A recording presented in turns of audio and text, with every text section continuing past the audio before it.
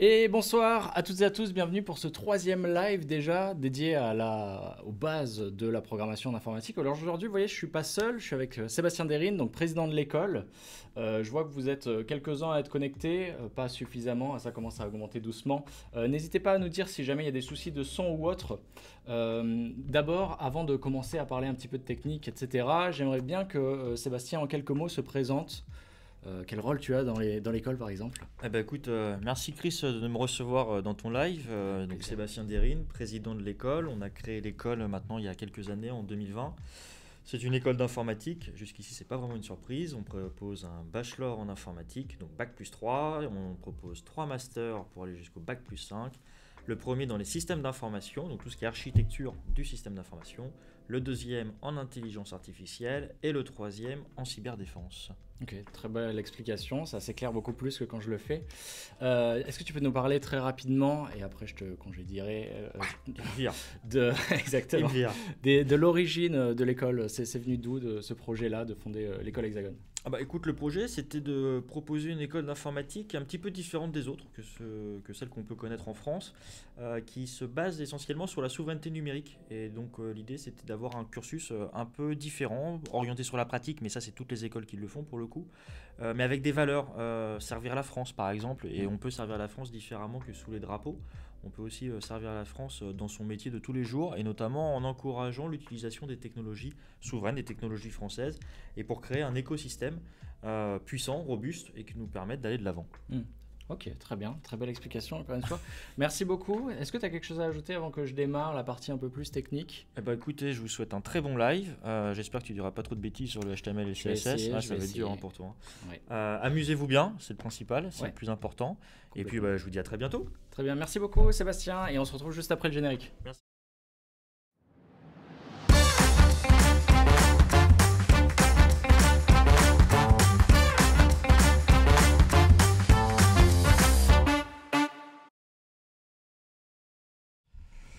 Et voilà, on se retrouve du coup, je suis tout seul.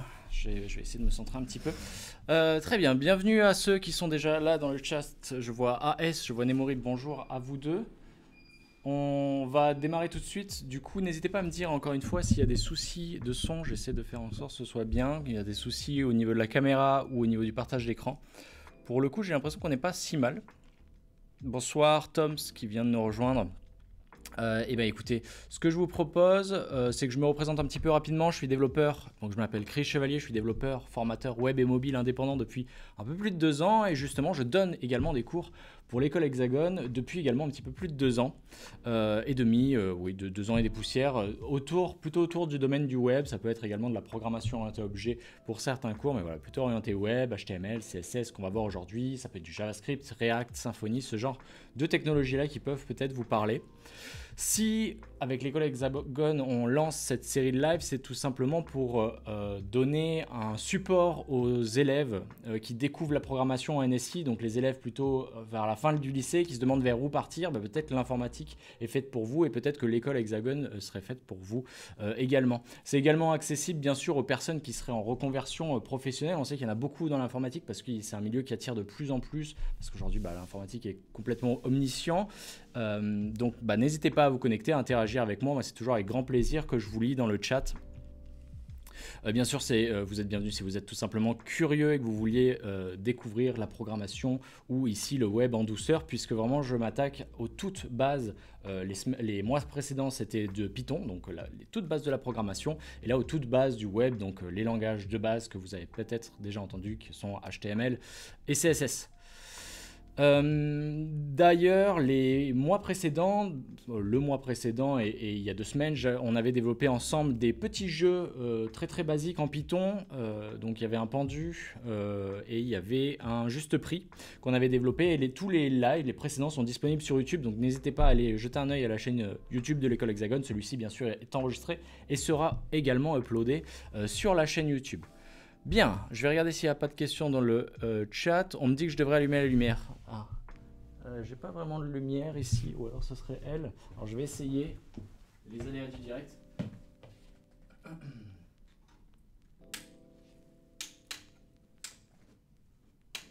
Alors attendez, hop.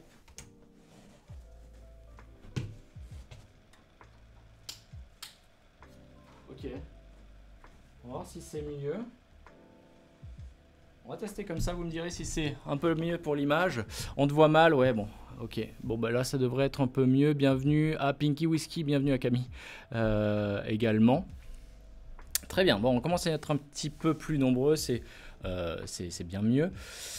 Et bah écoutez, moi ce que je vous propose, c'est qu'on commence par découvrir les bases du développement web avec du coup HTML et CSS. Donc on va essayer de développer ensemble, et je vous expliquerai bien sûr au fur et à mesure, un petit site web CV qu'on pourra mettre ensuite en ligne si l'occasion s'y prête, pour bien sûr présenter notre profil. Donc comme vous le savez peut-être si vous avez suivi les précédents lives, alors attendez, je vais partager mon écran, voilà, confirmez-moi que vous le voyez bien. Je vais lancer en fin de live un petit caout, donc un quiz en ligne, donc il est juste ici, hein. Vous n'avez pas besoin de vous inscrire maintenant, vous vous inscrirez tout à l'heure en fin de live, où vous devrez répondre à des questions en lien avec ce que je vais vous présenter ici. Alors d'habitude je faisais un support écrit qui me permettait de présenter tout ce que je vais aborder, histoire d'avoir une trace écrite et peut-être parler à plus d'entre vous. Là j'ai choisi de le faire sans support écrit, sans filet, et du coup il faudra bien retenir tout ce que je dis puisque tout ce que je vais raconter pourrait tomber dans le caout de fin de live. Bon, bien sûr, si je suis sur cette page là, c'est qu'il y a une raison. Pour le gagnant du caout, ce sera 2 places offertes, encore une fois, pour la Paris Fan Festival. Alors n'oubliez pas de vous signaler auprès de Camille Brunel, vous avez son mail qui apparaît à la fin de ce live là. Je vous le mettrai, je vous l'afficherai, et donc n'hésitez pas à vous manifester parce que la dernière fois on a eu un gagnant mais malheureusement il s'est jamais manifesté. Si jamais tu es dans le chat, n'hésite pas justement à contacter Camille, le mail va apparaître à la fin de ce live. Bien, je pense que j'ai plutôt, du moins je l'espère, bien contextualisé. Si jamais il y a des questions sur ce, n'hésitez pas. Eh bien écoutez, on va commencer tout de suite.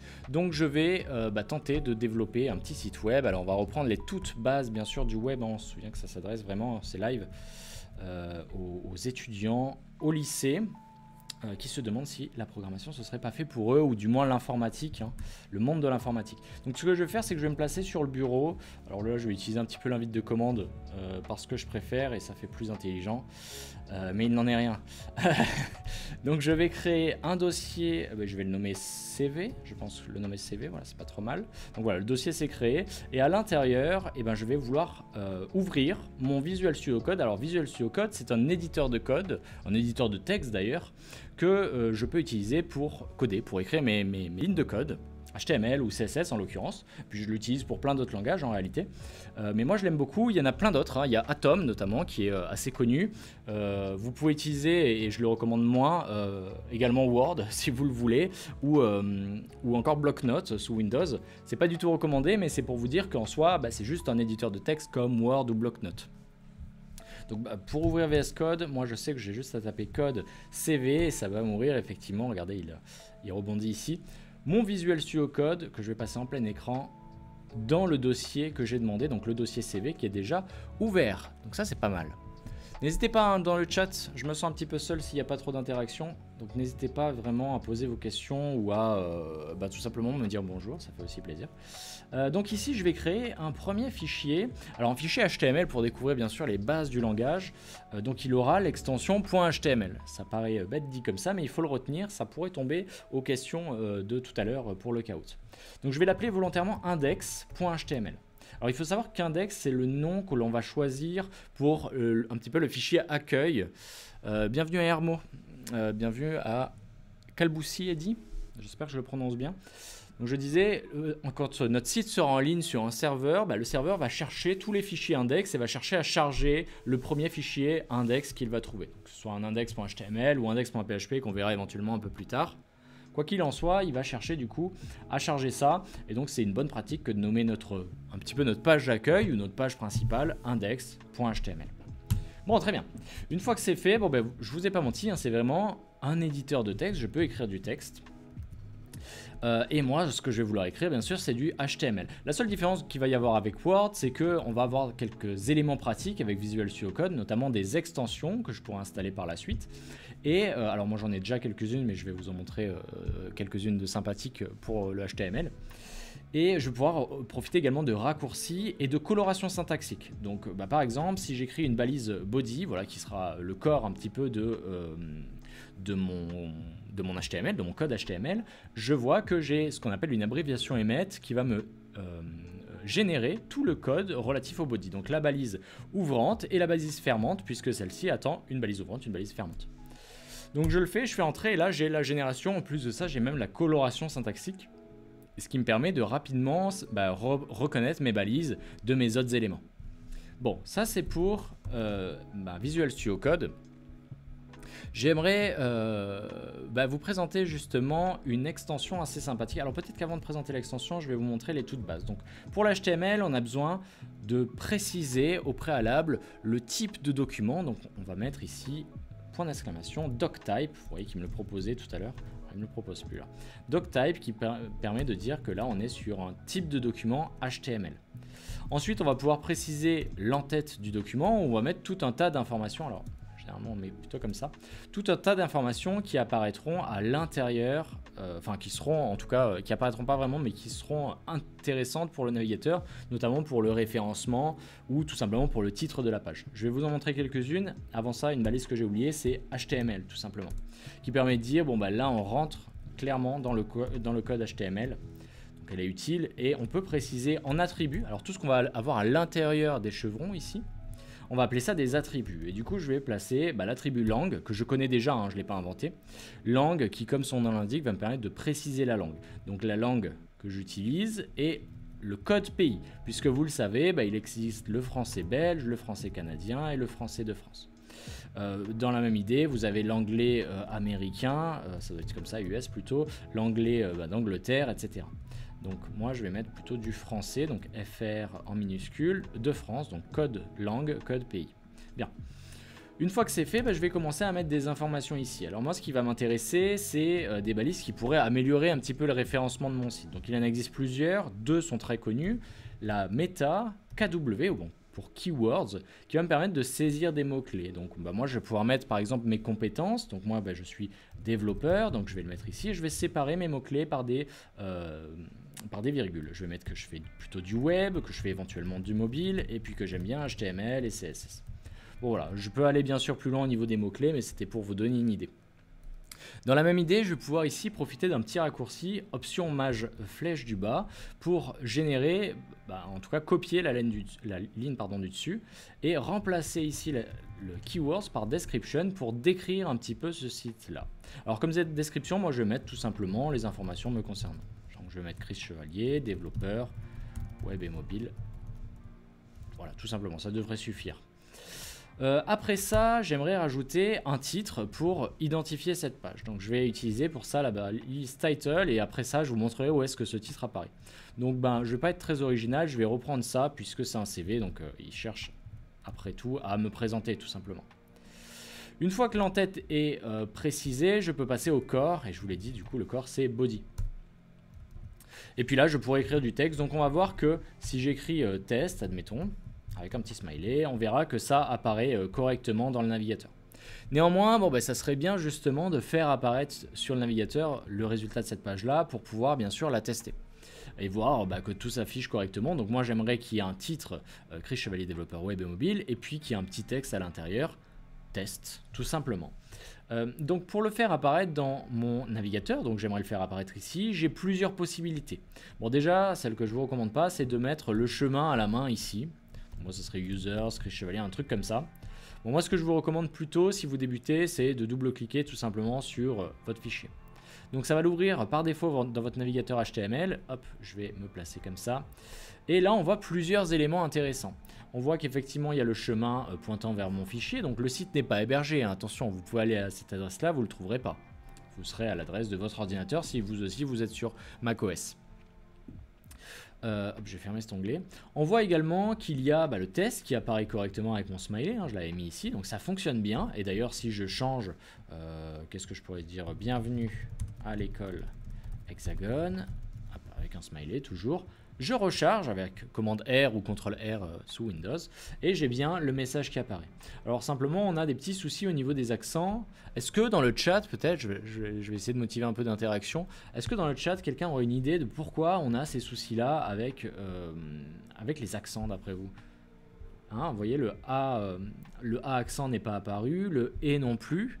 Et puis si je cherche un petit peu, je peux en trouver d'autres. Donc, par exemple, si je cherche à afficher arrobase, dollar, enfin euro, pardon, ou E accent, non, E accent on l'avait déjà fait. A accent aussi, bon déjà c'est déjà pas mal. Peut-être Espierluette. Et que je recharge, ah ben là il les interprète bien. Ah, pourquoi il les interprète bien? Alors ça doit être Chrome qui a corrigé ça, je pense, tout seul. Mais normalement, effectivement, il est censé mal les interpréter. Alors attendez, je vais essayer de recharger le cache. Non. Bon, en tout cas, vous l'avez vu tout à l'heure. Est-ce que les HTML entities, non. L'UTF, ouais, plutôt l'UTF 8, effectivement. Je vois UTC 8. Il faut activer le UTC. C'est plutôt UTF. C'est le code d'encodage tout simplement pour interpréter correctement les caractères que on a nous en français, donc surtout les accents, mais effectivement avec le symbole euro ça ne sera pas passé, le arrobase non plus, etc. Les HTML entities, tu me diras Vincent à quoi tu fais référence. Et du coup je vais mettre ça. Alors par contre j'ai oublié, c'est meta UTF, voilà tout simplement. Hop, et il me génère tout ce qui va bien pour correctement interpréter le code. Bon, ça c'était déjà corrigé, mais vous voyez que si je recharge, on conserve bien nos accents. Je pense que ça doit être Chrome qui a corrigé ça. Il faudrait que je le teste sur Safari. On va le tester rapidement sur Safari. Donc je retire ça, juste pour voir, parce que j'ai un doute. On va s'ouvrir Safari, qui est un peu moins... en tout cas...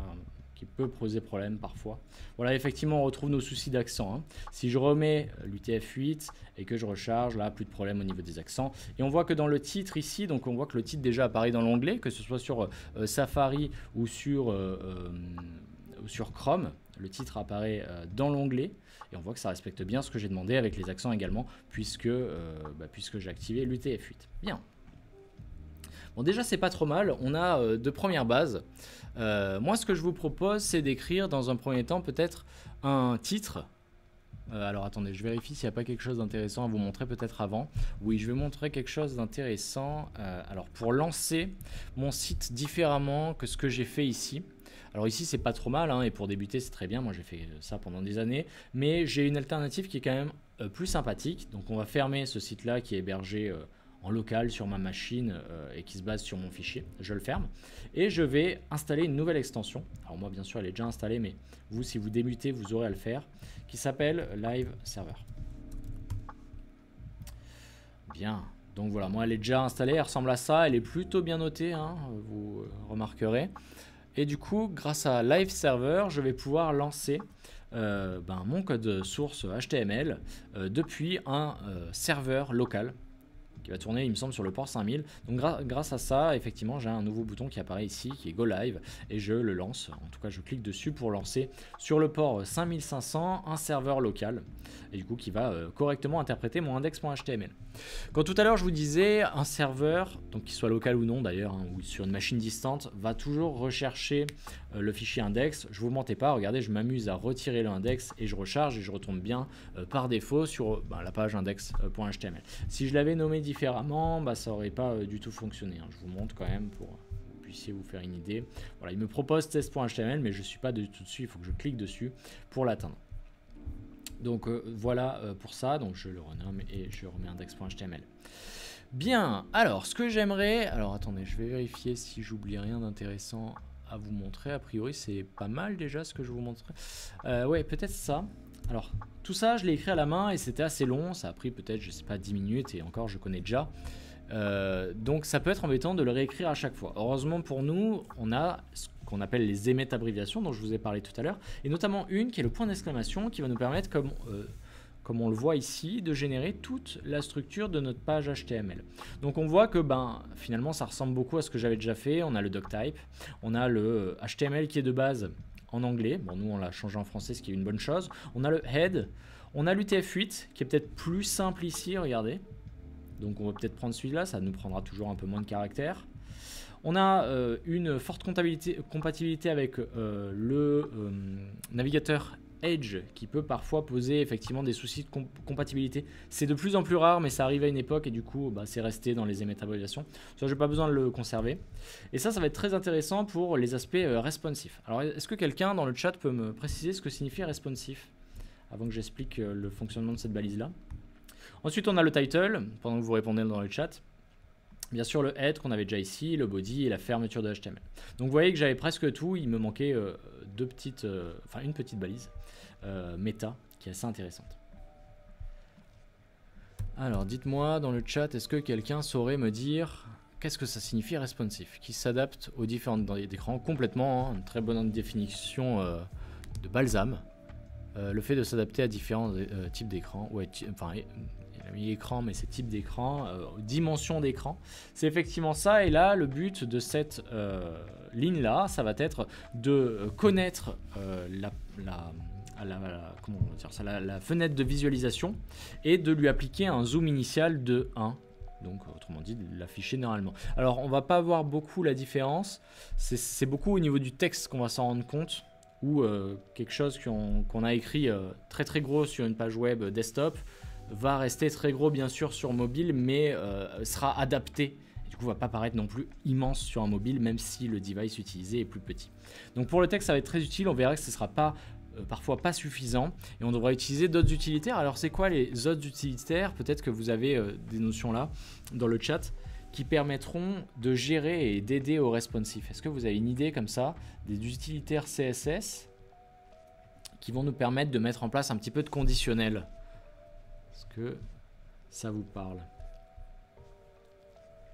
En attendant, je regarde ce que je voulais vous montrer de plus. Ouais, il y a quelque chose dont je voulais vous parler avant qu'on passe vraiment au CV. Alors, est-ce que vous avez une idée de cet utilitaire-là? Ça commence par Media. Peut-être que ça va parler à certains. Ah, les Media Queries. Exactement, hein, les Media Queries du coup qui vont nous permettre d'appliquer du conditionnel dans notre CSS et de faire en sorte que si notre écran est en dessous, j'en sais rien, de 560 pixels de large, alors je veux appliquer tel style différent. Donc par exemple là, arrêter d'afficher un élément parce que ça prend un peu trop de place sur mobile par exemple, ou lui baisser ses dimensions, etc. Bienvenue à Rickabs, je pense bien le prononcer. Très bien. Bon, maintenant qu'on a ces petites bases, j'aimerais vous parler d'une dernière chose qui va tomber au quiz sur Kahoot, qui sont les balises orphelines. Alors la différence entre les balises standards et les balises orphelines, c'est tout simplement que les balises orphelines n'ont pas de balise fermante. Regardez, HTML par exemple, elle a une balise fermante. Body, elle a également une balise fermante qui est ici. Elle a une balise ouvrante, une balise fermante. Head aussi. Par contre, Meta ou DocType, elles n'ont pas de balise fermante. Donc on a tout simplement rien à la fin, où certains développeurs mettent un slash avant le chevron fermant. Donc voilà, vous êtes bien sûr libre de le mettre ou pas, ça ne changera rien. Title, du coup, vous l'aurez compris, c'est une balise standard. Elle n'a pas, elle a justement une balise fermante. Bon, ça pourrait être utile pour le Kahoot. Je vous laisse le mémoriser, éventuellement vous le notez si ça vous dit. Et on va continuer un petit peu. Donc ce que je vous propose, c'est de commencer à mettre en place des titres. Un premier titre qui sera le plus important, qui va être tout simplement mon nom et mon prénom. Hop.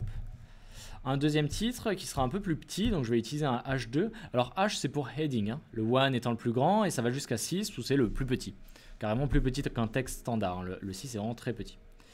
Là je vais mettre ma fonction, donc je suis développeur web et mobile. Alors je vais même me permettre de mettre formateur, puisque c'est le cas, formateur. Voilà, j'aurais pu le rajouter en haut, mais on n'est pas là pour passer du temps sur du texte, hein. C'est pas le principal bien sûr. Et ensuite j'aimerais afficher une image, donc ma photo de profil, hein. C'est vrai qu'on retrouve souvent ça sur un site web CV, donc je vais mettre mon image. Alors image c'est IMG et on voit le code qui va me générer si je fais tabulation, donc je le veux bien. Et du coup je vais également créer ici un dossier qui va stocker toutes mes images. Alors je suis pas sûr d'en avoir plusieurs, mais dans le doute je préfère toujours mettre un dossier image au pluriel qui en stockera éventuellement plusieurs. Moi bien sûr j'ai pris la peine de préparer mon image et je vais la placer juste ici. Bon voilà, une image, ma photo de profil un peu professionnelle, et du coup je vais la charger en faisant, alors moi ce que j'aime bien faire, souvent quand on est développeur débutant, on se trompe au niveau des chemins. On va peut-être, je sais pas, oublier un E, un S, et puis pas réussir à mettre la main sur l'image. On va peut-être oublier également l'extension, ça arrive à certains de mes étudiants. Donc pour être sûr de ne pas se tromper, moi ce que je conseille à mes étudiants toujours, c'est de faire ./ et du coup là on nous le propose. Donc il n'y a pas de problème, en tout cas pas d'inquiétude à avoir. On peut dire OK à image et profil picture.png. Ensuite, on a un texte alternatif à placer ici. Alors, précisez-moi dans le chat, pendant que je vais vérifier si mon image charge bien, à quoi sert ce alt d'après vous? Pendant ce temps, je vais aller voir si mon image apparaît bien. Alors oui, souvenez-vous, hein, j'ai chargé le test.html, donc je vais retirer ça. Et là, j'ai l'image qui charge bien. Alors, un petit peu grande, on va essayer de modifier sa largeur et sa hauteur.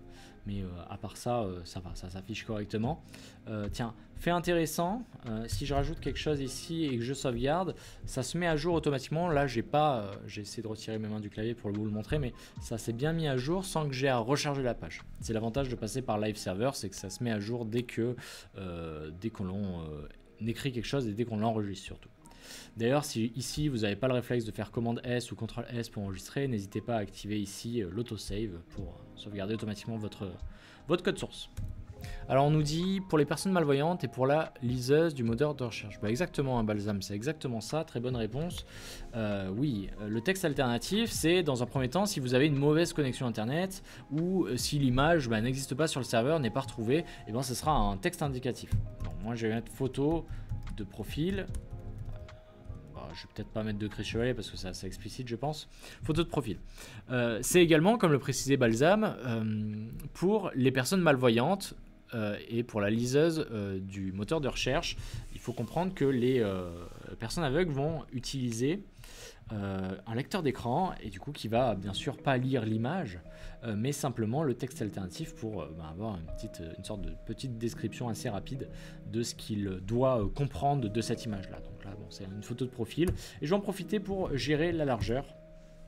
Alors tout ça on en parlera mieux de cet attribut là puisqu'on va pouvoir le faire avec un autre langage qui s'appelle CSS qu'on verra plus tard, mais pour l'instant je vais le faire ici puisque c'est une possibilité offerte par la balise IMG de HTML. Donc je vais mettre 250 pixels et on voit que déjà c'est un poil mieux. Je vais peut-être même mettre 200 et on voit que je suis même pas obligé de mettre pixels si je le souhaite. Bon, là on est sur 200 pixels, c'est pas trop mal. Si j'ai un doute et que je suis pas sûr d'avoir bien mis 200 pixels ou que je veux le vérifier, en être sûr auprès du navigateur, je peux faire clic droit, inspecter. Peu importe le navigateur, vous avez toujours accès à cet outil là. Il peut avoir différents aspects, mais c'est vrai que sur Chrome et sur Firefox par exemple, il a cet aspect là. Ici, je vais pouvoir sélectionner cette zone-là et voir exactement combien elle fait de taille. Alors comme moi, mon image c'est un carré, la hauteur s'est adaptée en même temps que la largeur. Du coup, j'ai demandé 200 pixels de largeur, elle fait également 200 pixels de hauteur. Alors vous pouvez sélectionner l'élément et là on retrouve tout ça. Tiens, j'en profite pour voir si dans le chat certains ont une idée de ce que signifie margin, border, padding. D'après vous, qu'est-ce que ça pourrait signifier en CSS ? Pour l'instant, je continue doucement. Donc, mon image, elle s'affiche correctement. Je vais voir ce que je pourrais afficher de plus en plus bas. On va se faire peut-être un petit bloc de compétences. Tiens, on va créer du coup ici un H3, disons, et je vais mettre mes compétences. Sur un CV, c'est un truc qu'on peut retrouver avec une liste non ordonnée. Donc UL pour unordered list, et je vais mettre des LI pour list item à l'intérieur. Alors moi, on va dire que je maîtrise bien sur HTML, je maîtrise CSS, peut-être un petit peu de JavaScript, éventuellement PHP, et on dira que ça ira jusqu'ici. Et du coup, si je regarde, j'ai bien ma liste non ordonnée du coup qui apparaît ici avec des points pour symboliser chacun des éléments, chacun des list items donc. Si j'avais mis OL, ça aurait pas mis des points mais des 1, 2, 3, etc. Bon là ça s'y prête pas vraiment donc je vais laisser UL. Tac, voilà. Alors qu'est-ce qu'on me dit dans le chat? On me répond pas. Alors j'avais demandé quoi déjà? J'ai demandé un truc il y a 2 secondes, j'ai déjà oublié. Ah oui, à quoi correspond le margin, border, padding d'après vous que l'on voit ici? Est-ce que quelqu'un aurait une idée dans le chat? Sinon je l'expliquerai dans quelques minutes. Ok. Bonsoir Wardog, bienvenue. Alors, du coup, voilà, le bloc compétences. Écoutez, on va se faire la même chose. Je vais carrément copier ces blocs-là, je vais pas trop m'embêter. Le bloc, qu'est-ce qu'on pourrait mettre? Expérience professionnelle, c'est vrai que c'est une information importante. Voilà. Bon, je vais mettre formateur, je vais pas rentrer dans le détail. Hein. Je vais mettre de 2020 à 2023. Enfin, aujourd'hui, on peut même mettre. Aujourd'hui. Par exemple. Bon, le texte m'intéresse peu, hein, c'est plus vous montrer ce que ça donne. Qu'est-ce que je peux mettre? Développeur web. Alors, on va mettre 2018 aujourd'hui. Et hop, développeur mobile, on va dire 2018 aujourd'hui. Bon, je mets pas les boîtes, hein, etc. Mais vous avez l'idée. Tac, je continue. Je vais mettre un nouveau bloc, du coup, non pas d'expérience professionnelle, mais de formation. Donc, les formations que j'ai suivies, moi, je vais mettre ce que j'ai fait à l'école, hein, globalement. Donc, je vais dire que j'ai obtenu. Alors, on met d'abord la plus récente, un master informatique. Bon, je vais pas mettre la plus spécialité, on s'en fiche un peu. Je l'ai obtenu en 2018. Hop, si j'y arrive. Voilà. On va mettre un truc comme ça. Et je vais mettre le licence informatique que j'ai obtenu du coup 2 ans avant, a priori, en 2016. Je me demande si je me trompe pas sur les dates. Ça va être plutôt 2020 et 2018. Je dis des conneries. Hop, voilà. Peu importe, de toute façon, c'est juste pour l'exemple. Et on va terminer par un bloc contact. Alors, contact, il sera un poil différent, mais le titre est le même. Donc voilà, on va voir un petit peu ce que ça donne. Donc ça commence doucement à ressembler à un CV. C'est pas magnifique, hein, pour le moment. Il va falloir ajouter un petit peu de CSS, bien sûr, à tout cela. Mais au moins, on commence à avoir des informations assez importantes qui apparaissent dans mon CV. Alors, on me dit pour le padding, le margin, etc., les espacements avec le bloc interne et externe. Ah oui, c'est pas assez précis ça. Le padding permet de créer un espace supplémentaire à l'intérieur et margin à l'extérieur. Ouais, c'est un peu mieux. Oui, entre en fait la bordure et l'élément en fait. Hein. Donc effectivement, le padding va se placer entre la bordure et l'élément. Et le margin à l'extérieur, donc après la bordure et autour finalement de l'élément. Donc vos définitions additionnées, a priori, ça répondait plus ou moins à ce que je demandais.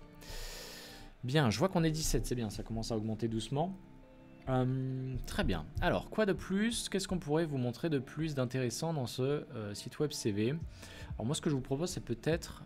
je réfléchis, qu'est-ce qui est le plus pertinent à vous montrer maintenant? Oui, peut-être que ça serait de vous montrer la différence entre les éléments span et inline. En fait, en réalité, de base, en HTML, on a 2 types d'éléments. Tous nos éléments ici sont soit des spans, des inline, soit des blocs. Un élément bloc, ça peut être H1, H2, H3, UL, je crois. Il y en a beaucoup en réalité ici. Sont des éléments qui vont prendre toute la largeur disponible et qui vont créer un saut de ligne. Effectivement, si je regarde un petit peu ici mon H1, on voit qu'il prend toute la largeur disponible et il crée également le saut de ligne. Pareil pour le H2, pour l'image, on voit que c'est différent. C'est un élément inline, l'image. Donc il faut comprendre, regardez si j'augmente un petit peu, hein, c'est la même chose pour le H1 et puis je peux augmenter encore un peu si je le veux, ce sera toujours la même chose. Donc voilà, il faut bien comprendre qu'en HTML, on a ces 2 types d'éléments là. Et pour les caractériser, pour créer en tout cas des conteneurs inline ou block, on a 2 balises HTML. L'une étant le div qui est beaucoup utilisé en développement web et l'autre étant le span.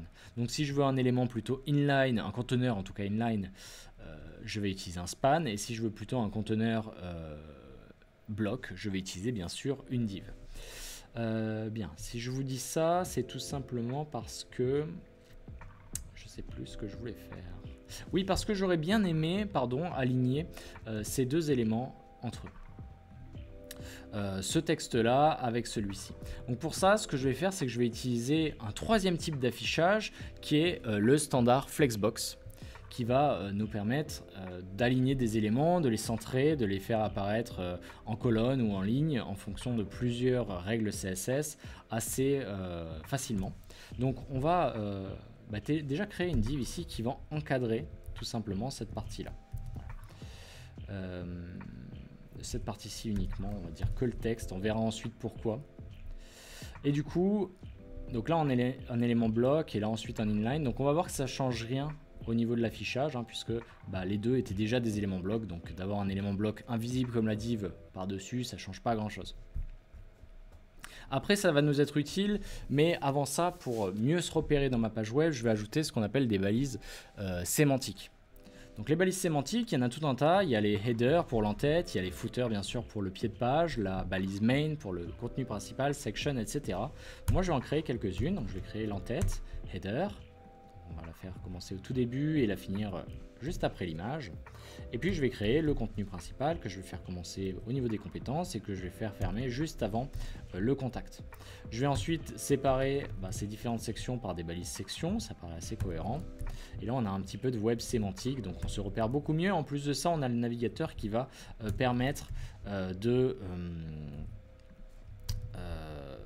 qui va lui-même se repérer un peu mieux sur notre page web.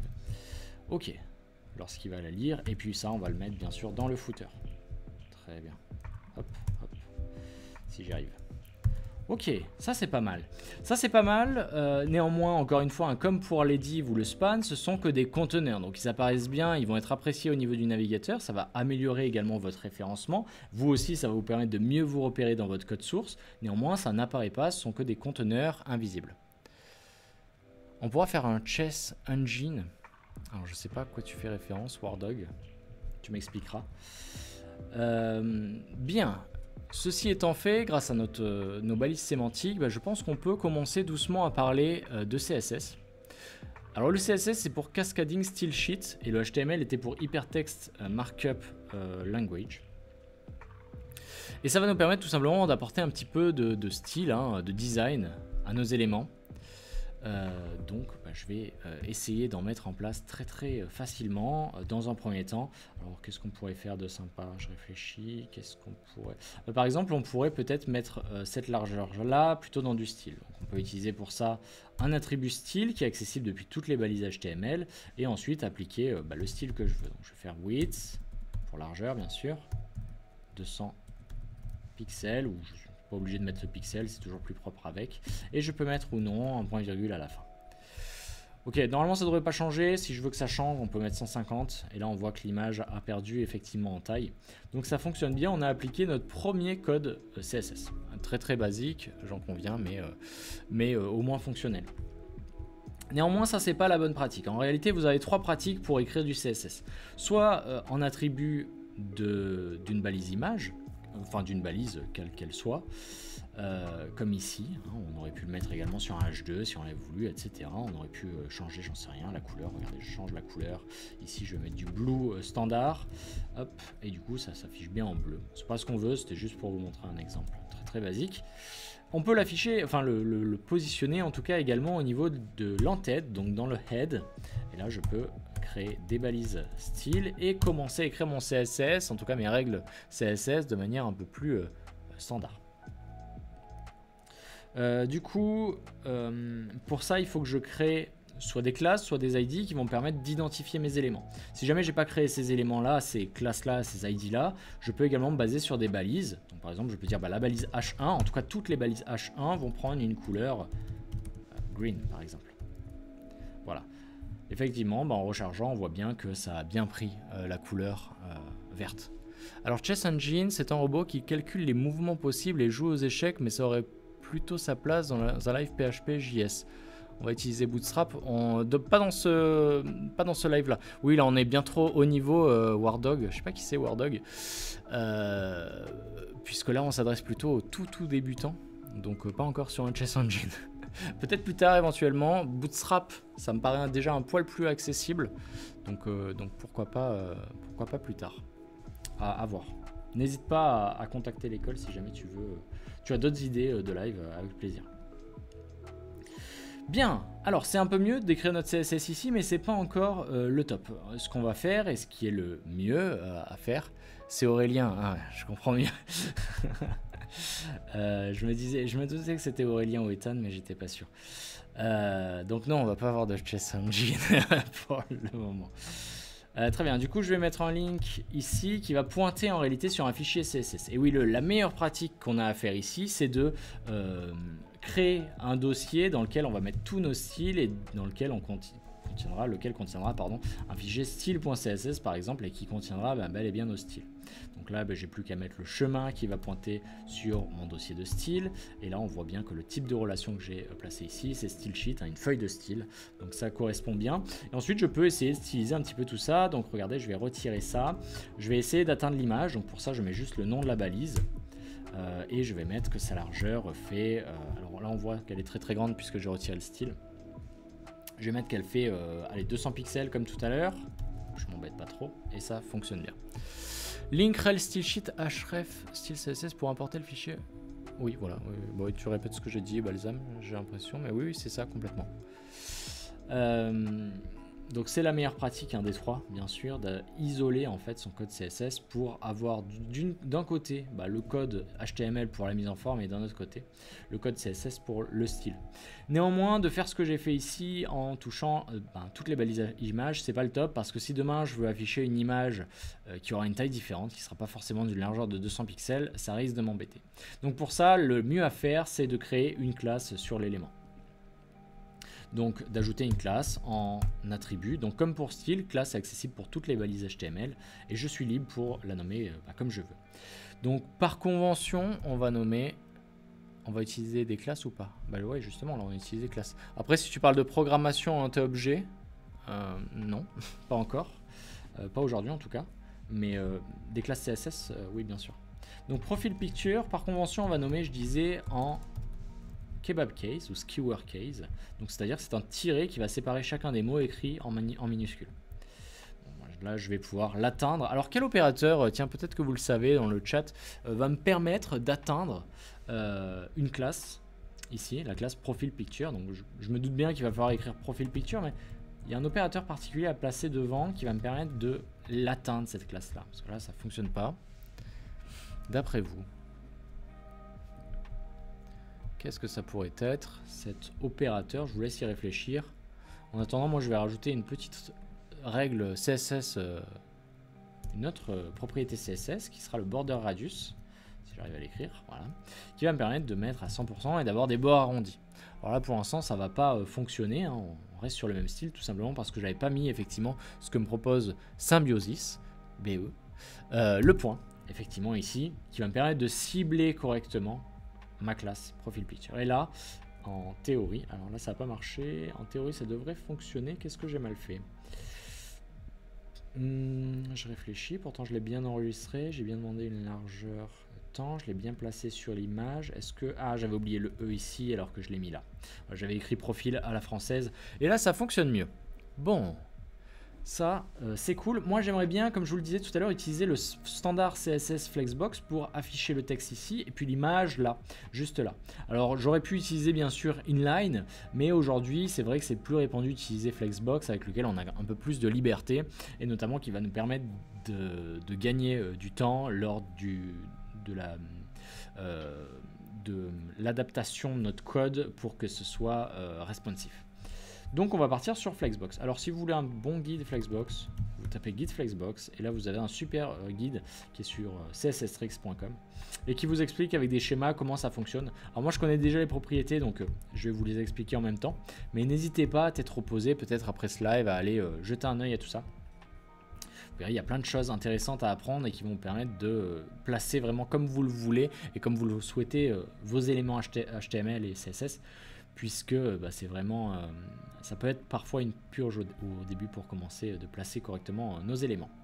Donc, je disais que j'aimerais du coup aligner ça, finalement, tout le texte que j'ai placé dans une div, on comprend un peu mieux pourquoi maintenant, avec l'image. Donc en fait, il faut comprendre que Flexbox va agir sur chacun des enfants si je me place sur le parent. Donc là, le parent, ça va être header, et chacun des enfants, ça va être d'abord la première div, ensuite l'image. Donc il faut bien comprendre que chacune de nos pages web sont ce qu'on appelle des Document Object Model, un DOM, hein. Et du coup on va pouvoir interagir avec lui avec certains langages, mais surtout on va pouvoir reconnaître les parents des enfants. C'est comme ça que je vais pouvoir identifier facilement mes balises.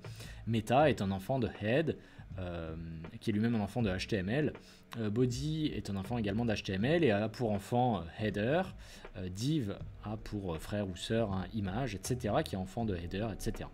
Donc si je veux toucher tous les enfants, ici, il faut que je place une classe particulière ici, que je vais appeler inline, puisqu'elle va me permettre d'aligner mes éléments. Donc, bien sûr, je vais l'implémenter ici. Alors moi, ce que j'aime bien faire, c'est mettre mon CSS dans le même ordre que je vais trouver mon HTML. Donc effectivement, le inline, on le retrouve avant le profile picture. Donc je vais l'écrire, bien sûr, avant. Où je vois que l'heure tourne, on va pas tarder à passer au caout. Et Balsam nous propose de jouer, enfin en tout cas de découvrir, et il a raison. Alors je sais pas si tu es un de mes anciens étudiants, parce que c'est vrai que c'est ça que je propose. Flexbox Froggy, que j'aime beaucoup, et qui va vous permettre d'apprendre et d'appréhender en tout cas les propriétés CSS de ce standard-là, Flexbox. Ok, inline, du coup, il va falloir déjà que je mette display flex et on va voir que déjà ça va s'afficher correctement en ligne. Donc ça c'est pas mal. Simplement, c'est peut-être un petit peu trop collé. Donc je peux rajouter sans problème un petit gap, admettons, de 10 pixels, donc un espace entre mes éléments. Peut-être que 10 pixels c'est pas assez, on va le mettre plutôt à 20. Voilà, et là ça commence doucement à ressembler à quelque chose. On peut, si on le veut, le centrer horizontalement, j'entends. Donc Justify Content Center, là ça se centre horizontalement. Et si vous regardez bien, c'est pas vraiment centré verticalement. Bon, pour ça, heureusement, Flexbox propose également quelque chose qui est Align Items Center. Pour continuer et peut-être terminer sur ça parce que le temps passe, j'aimerais vous montrer quelque chose d'aussi intéressant quand on veut faire du responsive. C'est que là, on a un petit icône qui va nous permettre de passer sur un format plutôt mobile. Donc là, en l'occurrence, moi j'aime bien choisir le Galaxy Fold. Alors, je vais voir si c'est bien... Ouais, c'est bon. Donc mon image est coupée, c'est pas terrible. Alors pourquoi le Galaxy Fold? Parce qu'actuellement sur le marché, c'est le plus fin téléphone que vous pourrez trouver. Et du coup, si vous arrivez à caser vos éléments sur un Galaxy Fold, il y a de bonnes chances que vous arrivez sur tous les appareils, que ce soit un iPhone, etc. Là, on voit que, est-ce que ça passe mieux comme ça? Je pense que mes titres sont un peu trop grands. Non, et du coup, même sur un iPhone XR, ça passe pas. Il faudrait vraiment être sur une tablette pour que ça passe. Ouais, et encore, c'est pas ouf. Donc, moi, je vais essayer de faire en sorte que, au moins, la première partie, le haut, passe bien sur un Galaxy Fold. Donc pour ça, il y a une propriété très très simple au niveau de Flexbox qui est Flex Wrap et qui va permettre de dire tout simplement, Flex Wrap Wrap, qui va permettre de dire tout simplement si jamais tu n'as pas la place, le fold qui me hante, si tu n'as pas la place, tu vas te mettre plutôt en colonne et non plus en ligne. Donc là, c'est exactement ce que va faire ma photo de profil. On voit que le gap est un peu trop important. On pourra le réduire avec une media query, mais en tout cas, là, ça passe beaucoup mieux et du coup, on peut consulter sur n'importe quel téléphone mon site web. Alors, il est très très basique, bien sûr. Qu'est-ce que j'ai fait? J'ai fait une bêtise. Ah oui, j'ai fait une bêtise, effectivement. J'ai cliqué sur un de mes favoris. Voilà, on les cache. Tac. Hop. Et du coup, ça passe sur tous les appareils. Si je recharge, voilà. Bon, je pense qu'on va conclure sur ça pour qu'on ait le temps de bien faire le caout comme on le souhaite. Et de toute façon, on se retrouve pour le prochain live. Donc, ce sera le 12 avril, toujours entre 20h et 21h, pour découvrir un petit peu de la suite. Alors, pourquoi pas Bootstrap? Je ne sais pas si on aura le temps pour répondre. C'était oui, c'était Wardog, c'était Aurélien qui avait cette question-là. Je ne sais pas si on aura le temps de voir du Bootstrap, mais on verra au moins du Font-Awesome. Pour ceux qui aiment bien les icônes à appliquer ici, hein, pourquoi pas pour le contact. On verra pourquoi pas des formulaires, HTML, etc. Donc tout plein de bases en HTML la prochaine fois. J'essaierai également de ramener encore une fois un invité un petit peu spécial la fois prochaine. Donc n'hésitez pas à vous connecter. Et là encore, il y aura des cadeaux bien sûr à gagner. Donc justement pour les cadeaux, ça se passe par ici. Je vous invite à vous inscrire en scannant ce QR code sur votre téléphone. Il n'y a pas de limite de joueurs, donc vous pouvez y aller. Moi simplement je vais commencer dès qu'on sera à 50, on va se dire 50 c'est pas mal, 20h50, donc je vous laisse quelques minutes pour vous inscrire. À vous de jouer. Je vérifie ce qu'on a eu le temps de voir et ce qu'on n'a pas eu le temps de voir en attendant. On a vu quand même pas mal de choses, pas tout ce que je voulais, mais on a vu, je pense, l'essentiel. Bloc compétences, bloc 1, tout ça on l'a vu. Voilà, et je voulais vous montrer les icônes Font-Awesome, donc ce sera pour une prochaine fois. Les liens encre aussi, je sais que certains de mes étudiants ont du mal, même après plusieurs mois, à pratiquer dessus, ça peut arriver. Et les balises sémantiques, ça on a pu le faire, donc ça c'est cool. Ok, c'est bien. On a respecté plus ou moins le programme que je m'étais fixé. Alors, on me dit, est-ce que tu peux récapituler et proposer d'autres sites bien pour apprendre, comme CSS Tricks ou Froggy, quelque chose pour HTML, CSS, Python, STP? Bon, bien sûr, avec plaisir. Alors, des sites, on va commencer peut-être par ça, c'est le plus simple. Ce qui m'embête, c'est que je ne peux pas vous montrer les deux en même temps. Quoi qu'il en soit, vous avez W3 Schools que moi je conseille souvent mes étudiants parce qu'il est assez génial pour apprendre tout un tas de langages. Alors oui, c'est écrit en anglais, mais les exemples sont tellement bons et simples qu'il vous permet de comprendre très rapidement des concepts plus ou moins complexes. Donc vous voyez, vous avez pas mal de langages, hein, justement HTML, CSS, on en parlait, JavaScript, Python, etc. Donc n'hésitez pas à aller y jeter un œil, c'est pas mal du tout. Ensuite, vous avez, si vous êtes un peu plus gamer, vous avez Coding Game qui vous permet de pratiquer, de vous améliorer un petit peu. Donc, vous créez un compte et ensuite, vous allez devoir résoudre même des petits jeux avec le langage que vous souhaitez, de programmation que vous souhaitez. Donc, il faut connaître un petit peu, bien sûr, la programmation. Ça peut être Python, C++. Là, ça a l'air d'être du C++ à vue de nez, hein, ici, j'ai l'impression. Un peu flouté là.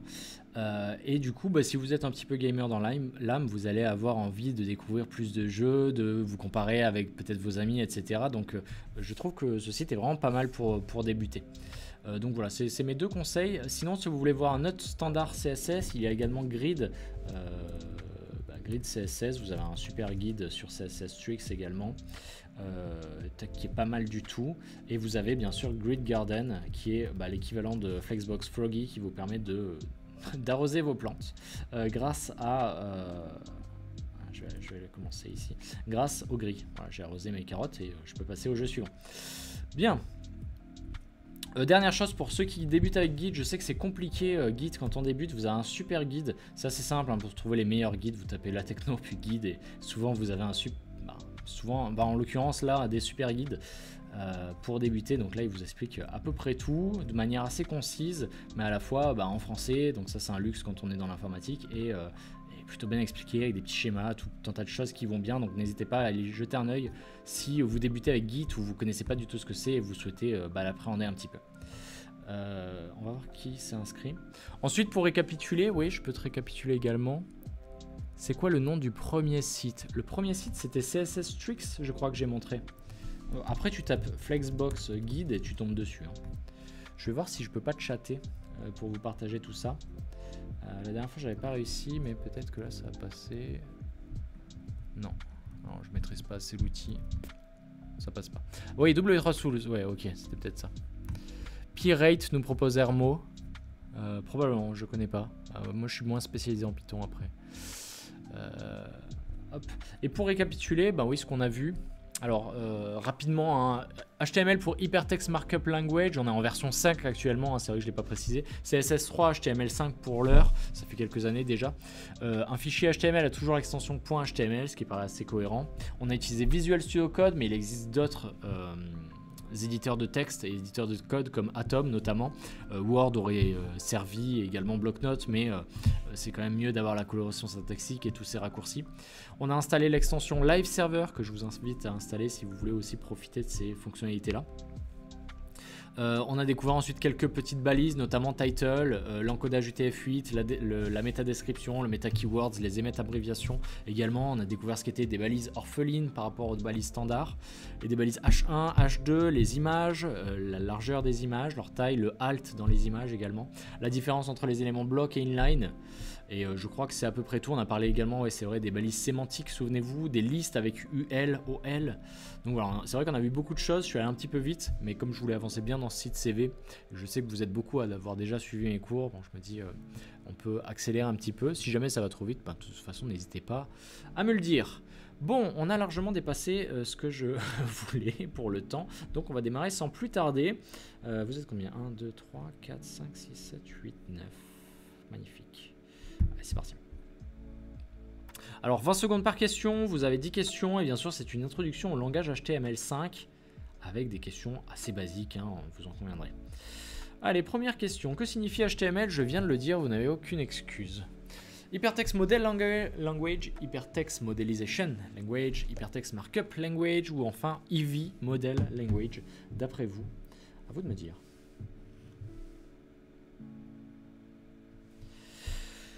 Hypertext Markup Language, et oui, pourtant je viens de le dire et certains se sont trompés. Alors peut-être c'est parce que c'était assez piégeux, j'en conviens. On continue. Ah, Aurélien, très bien. Aurélien veut son cadeau. Alors, deuxième question. Quelle extension doit avoir un fichier écrit avec le langage HTML d'après vous? .txt, .html, .htm ou .css? Bon, là, il y avait peu de doutes. Ah, il y a quand même quelqu'un qui a tenté le point HTM. Et non, c'était un piège. Très bien, Aurélien. Toujours en tête, on continue. Troisième question. À réponse multiple cette fois, attention. Parmi ces logiciels, lesquels sont des éditeurs de texte? Visual Basic, Atom, pardon, Word ou Visual Studio Code, sachant que vous pouvez sélectionner une ou plusieurs réponses ici qui seront justes.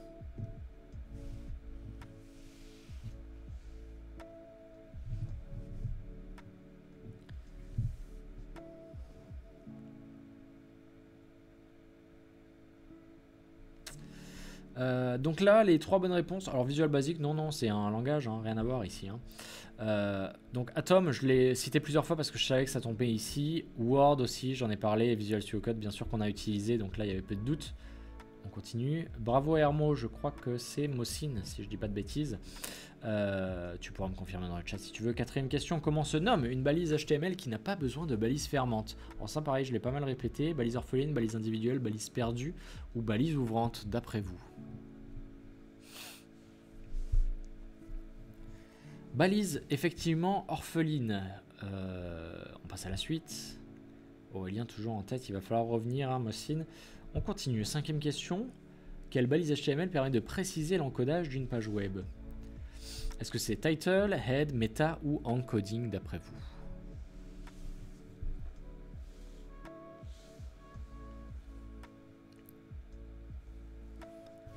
Donc là c'était meta effectivement. Donc c'est dans la balise head, mais celle qui précise véritablement c'est meta, hein, c'est pas head. Donc attention à ça.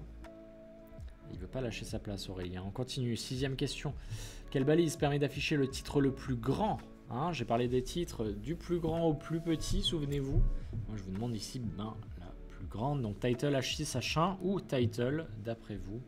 C'était H1 pardon, bien sûr, H6 étant le plus petit. 6106 points Aurélien. Septième question, on arrive à la fin. Quel attribut issu de la balise A permet d'ouvrir un lien dans un nouvel onglet du navigateur? Là ça c'était intéressant parce qu'on n'a pas vu, on n'a pas eu le temps dans ce cours là. Ouais, c'est bien Mossine, hein.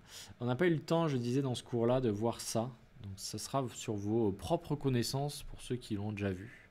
Et sinon ce sera de l'aléatoire. Alors d'après vous, href, blank, alt, target, d'après vous?